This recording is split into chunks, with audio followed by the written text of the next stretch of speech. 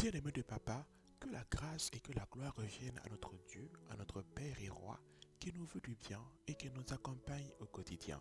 Je suis heureux, je suis très content d'être en connexion avec toi ce matin pour recevoir la parole de vie qui découle de la sagesse du Père, de l'amour du Père et du cœur du Père pour tout un chacun de nous. Et en ce matin, Dieu connaît nos situations, Dieu connaît nos vies et il nous appelle à recevoir un pain de vie qui a pour thème l'attitude du chrétien face à la maladie. L'attitude du chrétien face à la maladie. Bien-aimé de papa, pourquoi est-ce que le Père nous donne ce thème?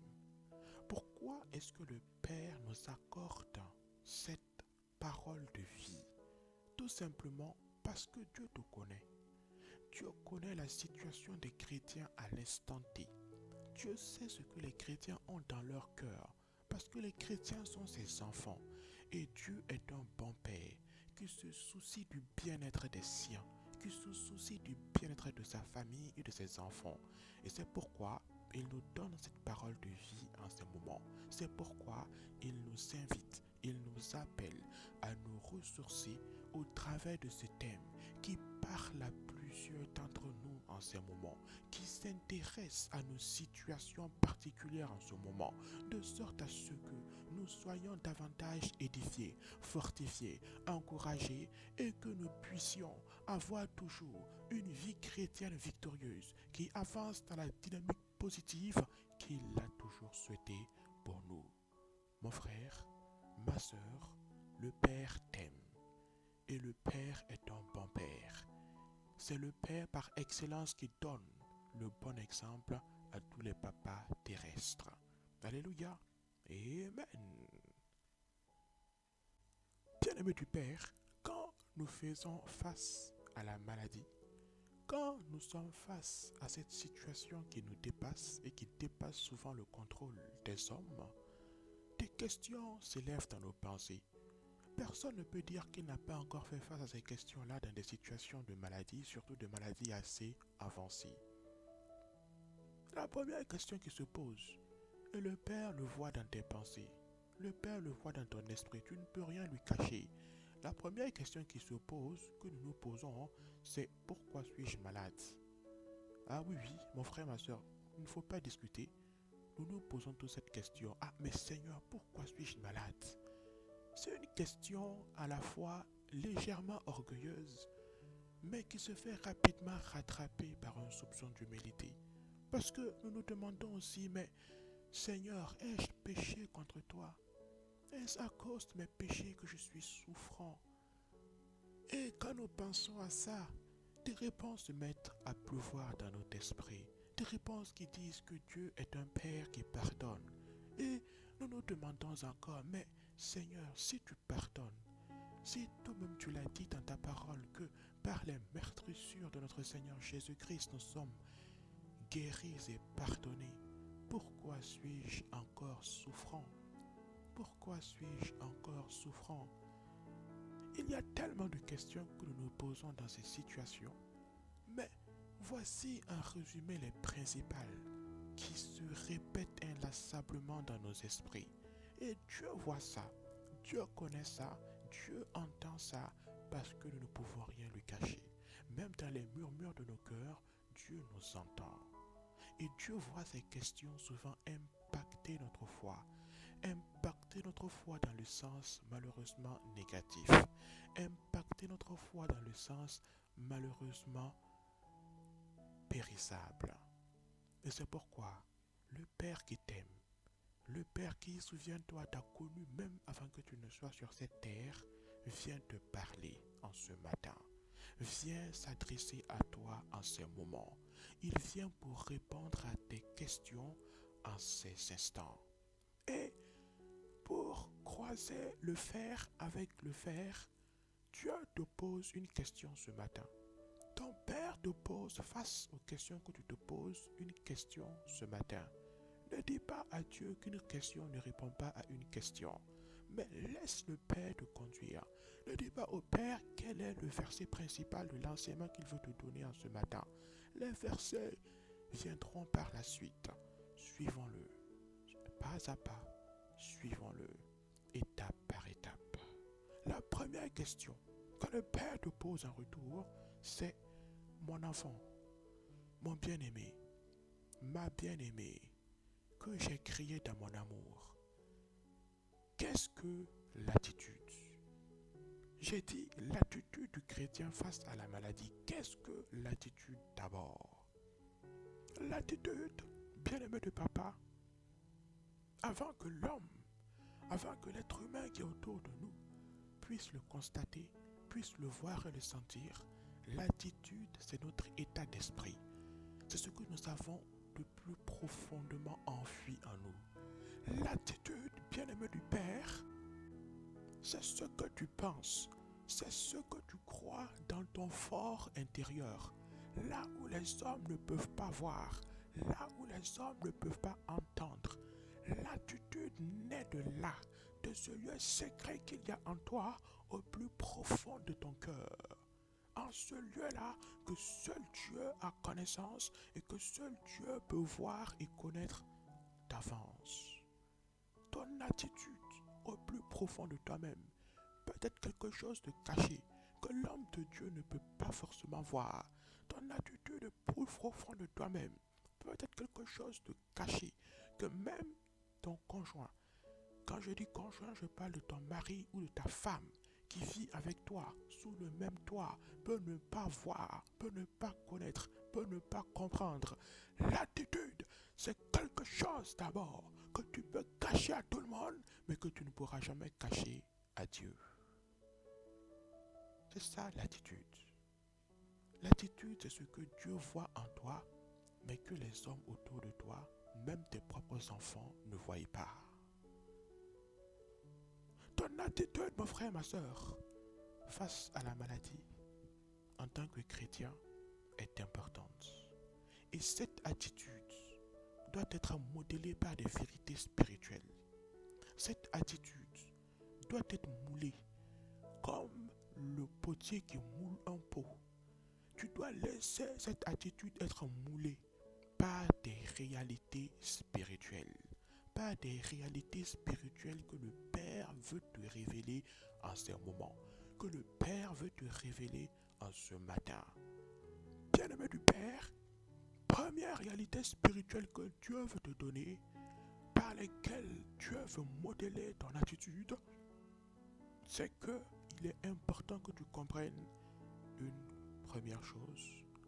C'est que tu sois un chrétien, un bon chrétien ou un très bon chrétien, ou que tu ne sois même pas chrétien, mon frère, ma soeur, cela ne t'empêche pas de tomber malade. Ça, c'est la première réalité que tu dois comprendre.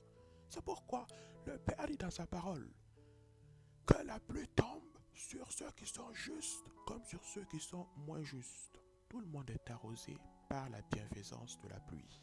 Alors, que tu es enfant de Dieu ou pas, cela ne t'empêche pas de tomber malade. Mais pourquoi? Pourquoi cela ne t'empêche pas de tomber malade? Est-ce que cela veut dire que Dieu ne t'aime pas assez? Est-ce que cela veut dire que ton Père ne te protège pas suffisamment face à la maladie, face au virus, face aux bactéries? Bien-aimé du Père, écoutons bien, suivons le Père pas à pas. Pour comprendre ça, il est essentiel que tu comprennes d'abord la composition de l'homme. Dieu dit dans le livre de Genèse qu'il t'a créé à son image et à sa ressemblance.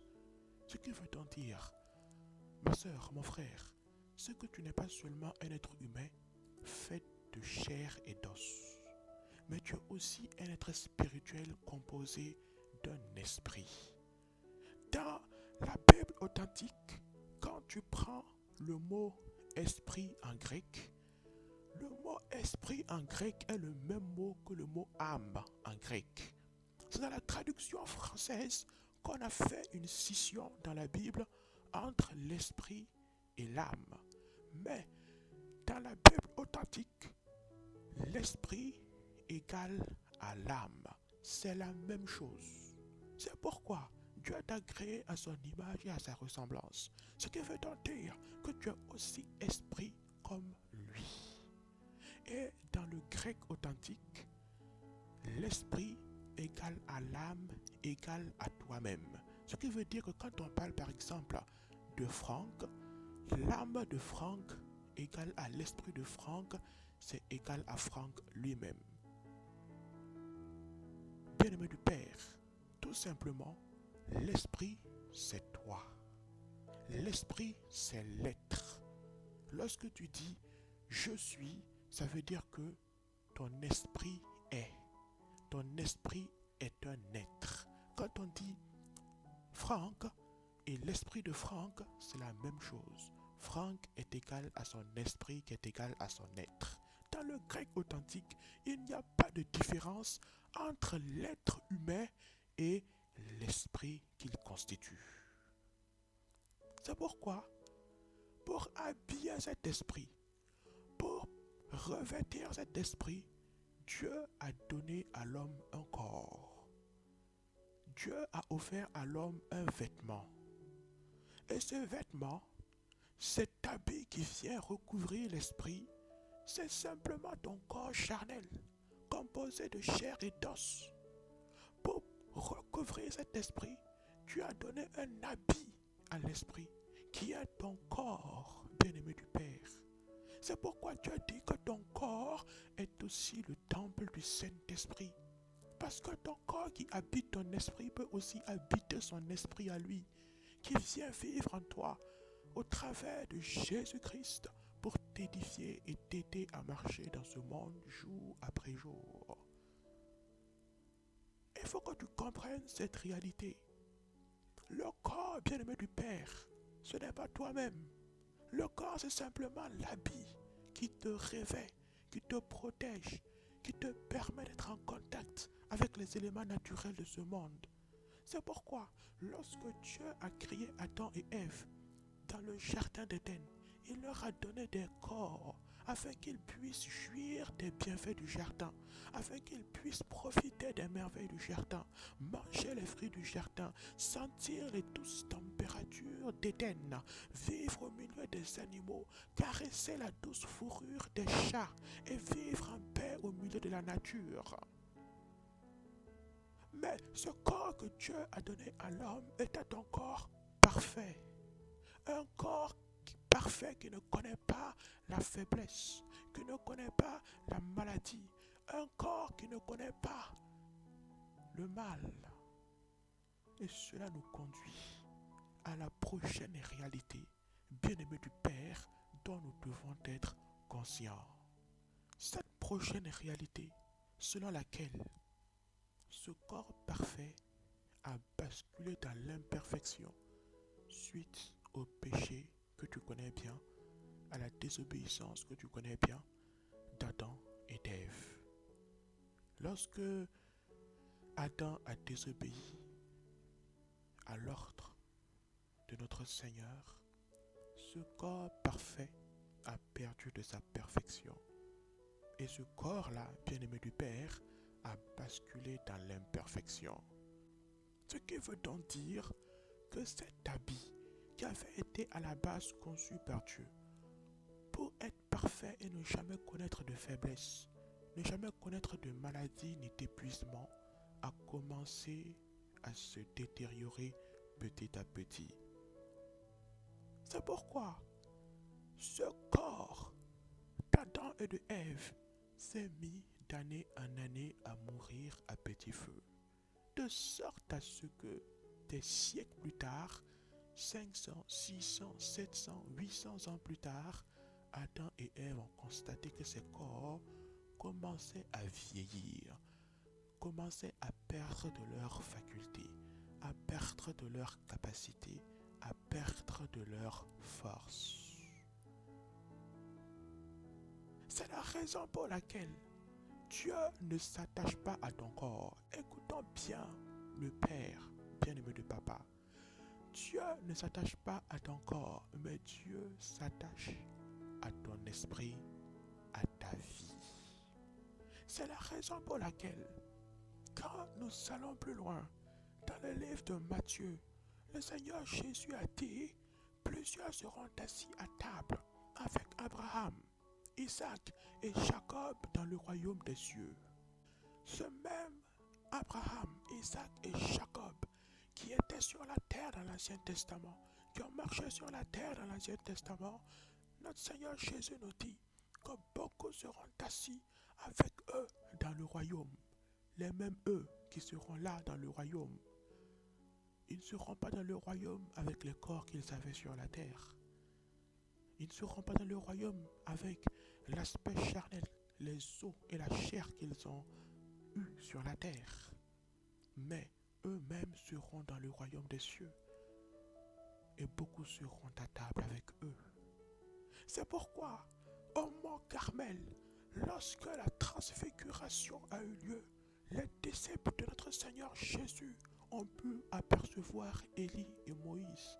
C'est même Élie et Moïse qui ont marché dans la chair et dans l'os des siècles plus tôt sur la terre dans l'Ancien Testament. Ces disciples qui ne les avaient jamais vus avant ont pu les contempler au mont Carmel. Pourquoi? Parce qu'ils étaient toujours là. Qui, eux, leur esprit que Dieu a gardé.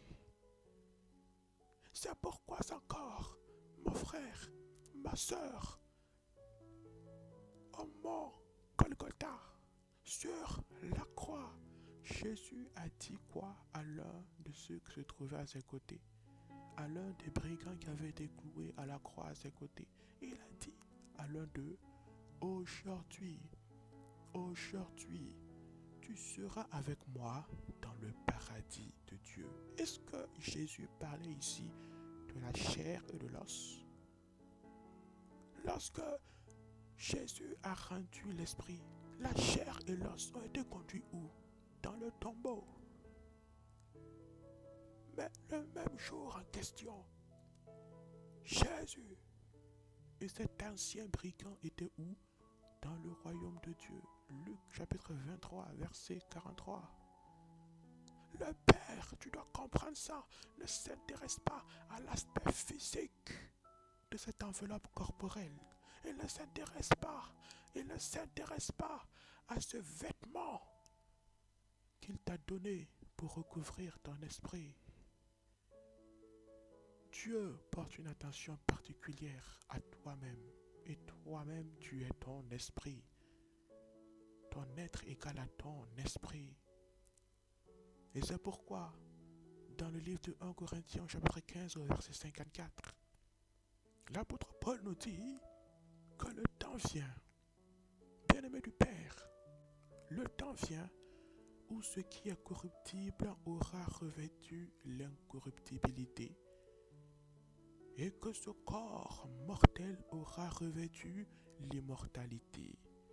Alors s'accomplira la parole qui est écrite, la mort a été engloutie dans la victoire. Oui, pour nous dire que le corps de l'homme, ton corps, n'est qu'un vêtement, ton corps n'est qu'un habit qui, depuis le temps d'Adam et de Ève, à cause de l'erreur qu'ils ont commis, ont perdu de leur perfection pour devenir des corps imparfaits qui sont sujets à la maladie, qui sont faibles et qui peuvent tomber malades. Mais le plan de Dieu, au travers du Seigneur Jésus-Christ, c'est que toi-même, c'est-à-dire ton esprit, soit sauvé, afin que, comme cet ex-brigand, que tu puisses le jour même être assis avec le Père dans son royaume pour jouir de la paix et de la joie. En attendant, comme l'a dit l'apôtre Jean-Baptiste dans le livre d'Apocalypse, en attendant que vienne le temps où le Père va ramener ses corps qui étaient imparfaits à la vie et y faire retourner dans ses corps nos esprits qui seront avec lui, de sorte à ce que nous puissions vivre sur la nouvelle terre et dans des nouveaux corps qui seront de nouveau parfaits. Tout est écrit dans la parole, bien-aimé du Père. Tout est dans la parole, bien-aimé du Papa. Donc, corps imparfait, Dieu va le ramener à la vie, afin que ton esprit qui va séjourner à ses côtés puisse retourner dans ce nouveau corps parfait et de nouveau habiter sur la nouvelle terre qu'il nous accordera. Nouvelle terre sur laquelle sera la nouvelle Jérusalem. Tout est écrit par la grâce du Père dans sa sainte parole. C'est pourquoi l'apôtre Paul dira encore, il faut que, comme une graine, que la graine meure en elle-même pour se transformer et donner un arbre. Il est donc important que tous ces cycles spirituels prévus par le Père s'accomplissent selon sa bonne volonté. Si tu comprends ces réalités, si tu comprends ces vérités, tu vas maintenant discerner que ce qui compte pour Dieu, ce n'est pas ta taille, ce n'est pas ton poids, ce n'est pas ta corpulence, que tu sois grand de taille ou court, que tu sois mince ou un peu plus corpulent, ce n'est donc pas ce que Dieu regarde en toi. Ce n'est pas la raison pour laquelle il a envoyé son Christ payer le prix à la croix. Mais ce qui compte pour Dieu, c'est toi-même. Ce qui compte pour Dieu, c'est ton état d'esprit. Ce qui compte pour Dieu, c'est ton attitude. C'est ce qu'il y a au plus profond de toi, de sincère, qui le lie à lui et qui le lie lui à toi. Une fois que tu comprends ces vérités, une fois que tu comprends ces réalités, tu peux maintenant commencer à déporter tes regards de la maladie vers ton Créateur. Tu dois maintenant comprendre que la vie éternelle est au-dessus de toute forme de maladie qui soit.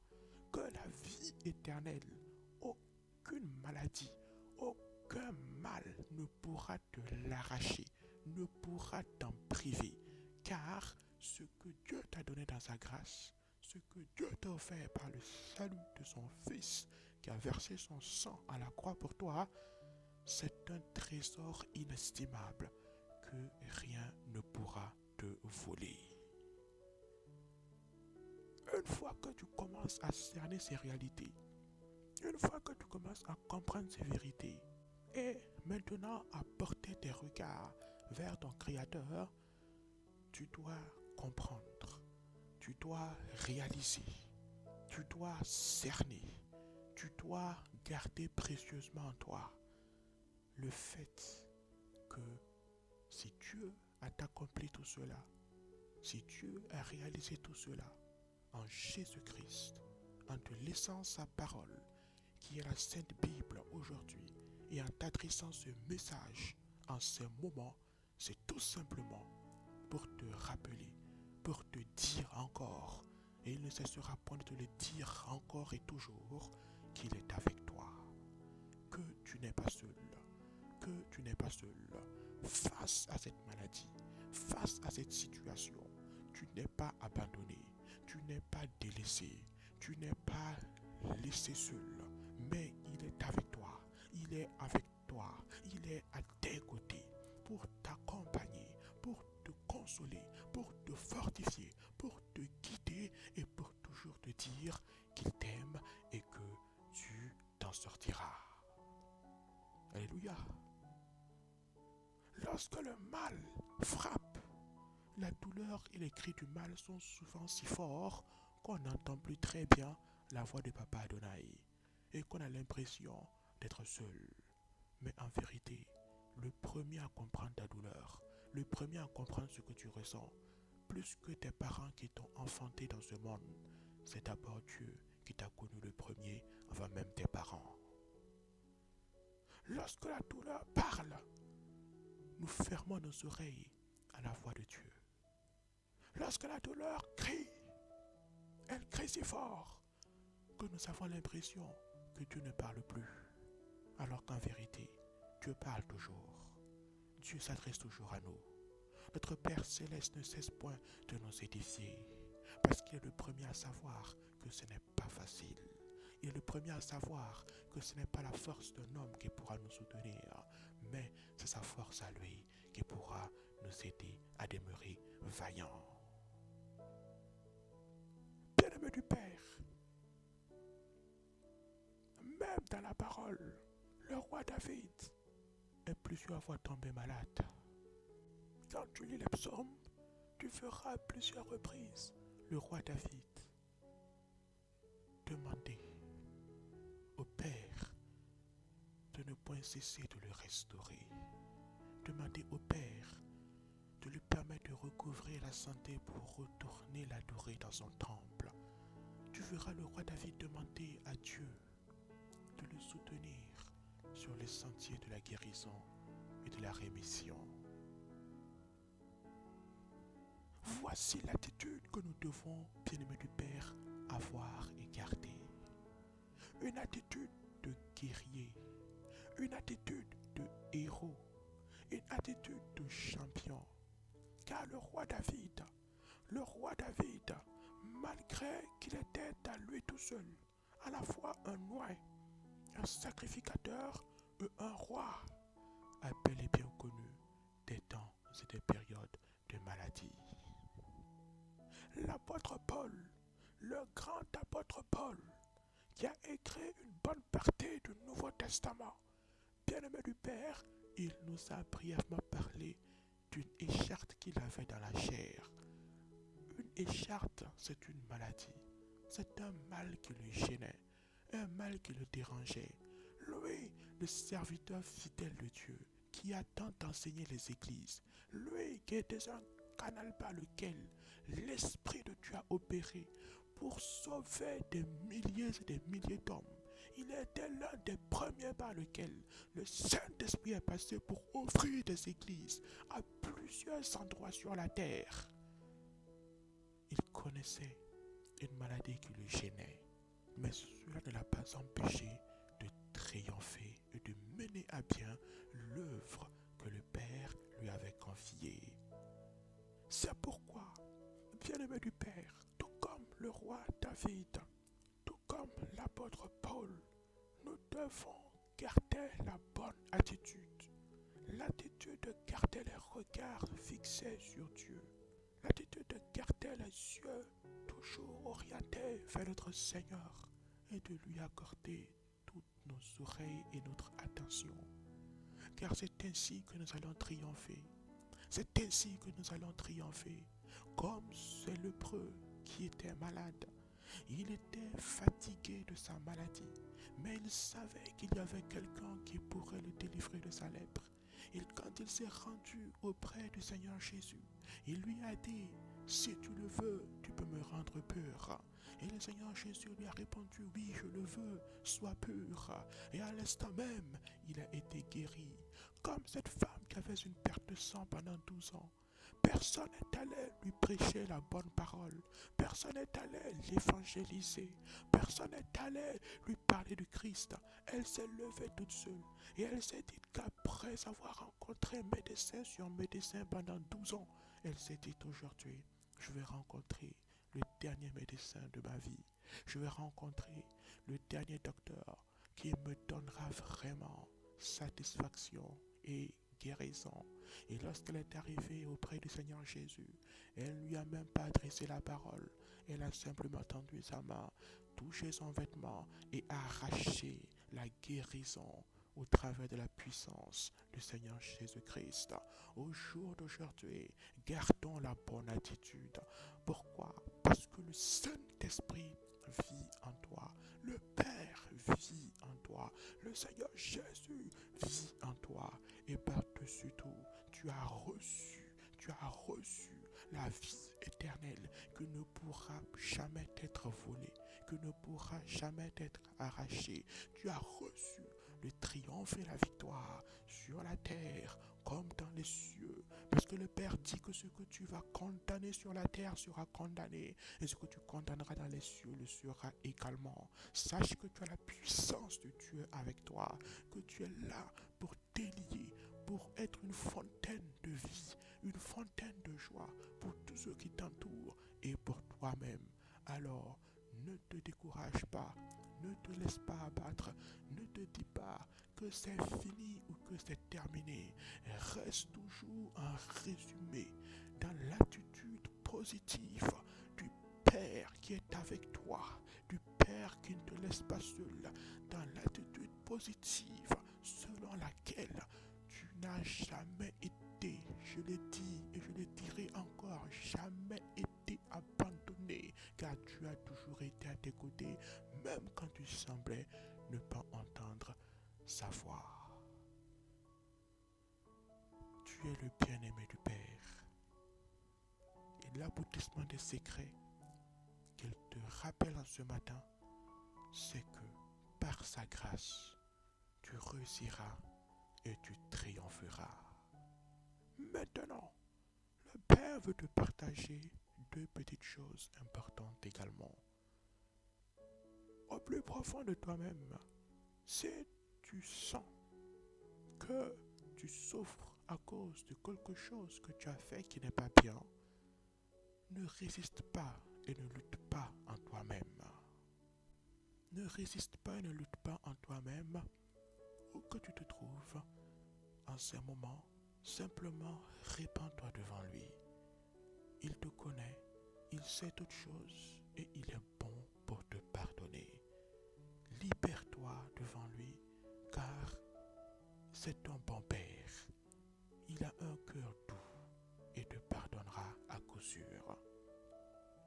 Deuxième chose que le Père veut également que tu comprennes au travers de tout ce qu'il vient de nous enseigner, c'est que tu dois aussi prendre soin de ton corps. Même si il a permis que son Fils vienne pour te sauver au travers de ton esprit et de ta vie chrétienne, tu dois aussi prendre soin de ton corps. Et de ta vie chrétienne, tu dois aussi prendre soin de ton corps. Comme une voiture que l'on va souvent vidanger, que l'on va souvent réviser, faire l'entretien ou faire rouler de temps en temps pour qu'elle se porte bien, soigne ton alimentation, soigne ton mode de vie, applique les conseils des médecins, fais de temps en temps des activités physiques, évite tout ce qui peut être nuisible, comme tout ce qui est cigarette, tout ce qui est chose nocive qui peut te détruire, tout ce qui est drogue ou excitant quelconque qui puisse être nocif. Et prends soin de ces cadeaux et de ces trésors que le Père t'a offerts. C'est pourquoi Dieu a permis que tu aies des médecins à tes côtés et que depuis la nuit des temps, les docteurs aient toujours été sur la terre. Il leur a donné cette science pour nous aider et nous permettre à toutes et à tous d'avancer dans sa paix et dans sa miséricorde aussi. Quelle que soit l'épreuve que tu traverses donc, bien-aimé du Père, sache que tu n'es pas seul et que celui qui a triomphé, celui par qui et par le sang de qui les anges ont vaincu l'ennemi, ont triomphé de l'ennemi, celui-là même est avec toi et à tes côtés. Et c'est pourquoi toi aussi, tu triomphes déjà et tu triompheras davantage. Bien-aimé du Père, nous allons prier, Papa, en ce moment. Nous allons prendre quelques instants pour invoquer le Père et pour tout confier au creux de ses mains. Alléluia. Où que tu te trouves maintenant, je t'invite à prendre quelques instants, à fermer les yeux et à ce que nous soyons ensemble unis dans la prière en disant: Ô excellent Père, ô très bon Papa, tu n'as point de pareil et tu n'as point de semblable. Partout sur la terre, tes regards sont présents. Seigneur, tu vois tes enfants. Tu vois même ceux qui ne sont pas encore en Christ, mais que tu appelles au salut en Christ chaque jour. Tu les vois toutes et tu les vois tous.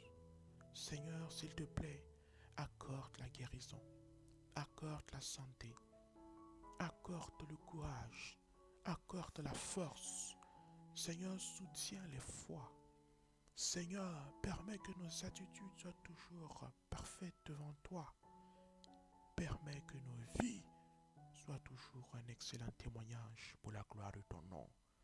Seigneur, je te remercie déjà parce que je sais que tu as entendu, je sais que tu as fait, je sais, Seigneur Dieu, que tu as réalisé. Je te remercie déjà, et je te remercierai toujours pour tout un chacun et pour tout un chacun, maintenant et pour toujours, en Jésus-Christ, par qui nous t'avons d'un même cœur prié. Amen. Bien-aimé du Père, sois et demeure dans la paix de ton Créateur et de ton Roi, qui est aussi ton Père céleste, et que sa joie emplisse pour toujours ton cœur par-dessus tout. Demeure pour toujours béni pour les siècles, c'est pour les siècles. Et que le Père demeure pour toujours glorifié d'éternité, sa éternité, au nom de Jésus-Christ de Nazareth.